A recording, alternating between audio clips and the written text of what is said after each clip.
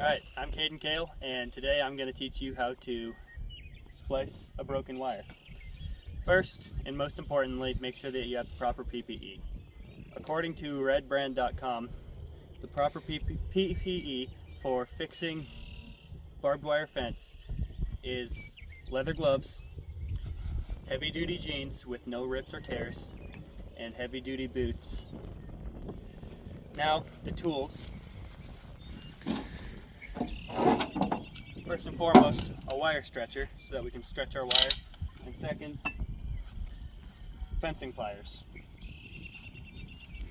We'll also need this roll of wire.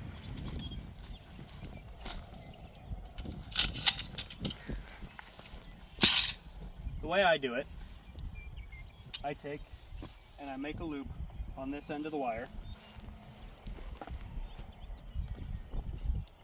like so. A nice loop that I can fit another wire through. I then hook it onto my stretcher. Make sure it's hooked tight so that your wire doesn't slip. And then you grab the other end of the brake, pull it tight into your stretcher, and hook it as well. From there, it's simple enough. You just crank this until the wire gets nice and tight, and then you can do the same loop here.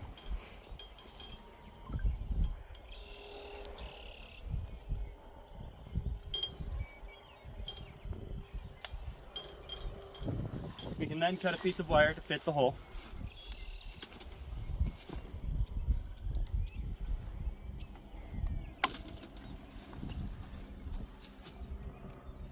Make sure it's straightened out so that this works well.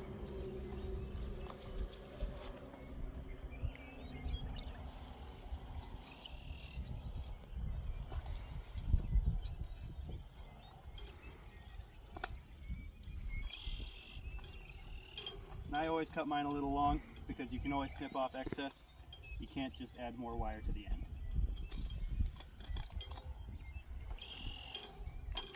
So then I can cut off this excess here.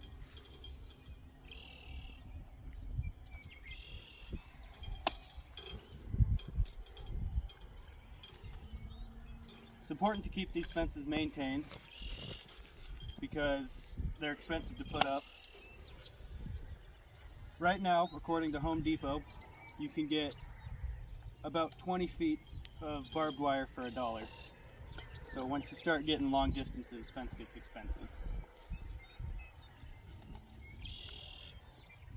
So you can close your loops here on both sides. It doesn't have to be overly tight in the stretcher because it'll even out along the whole fence. But it shouldn't be overly loose either. You can break open the stretcher like so.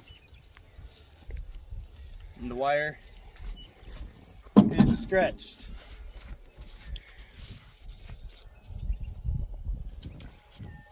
According to agfence.ca, these fences are typically used to hold in cattle.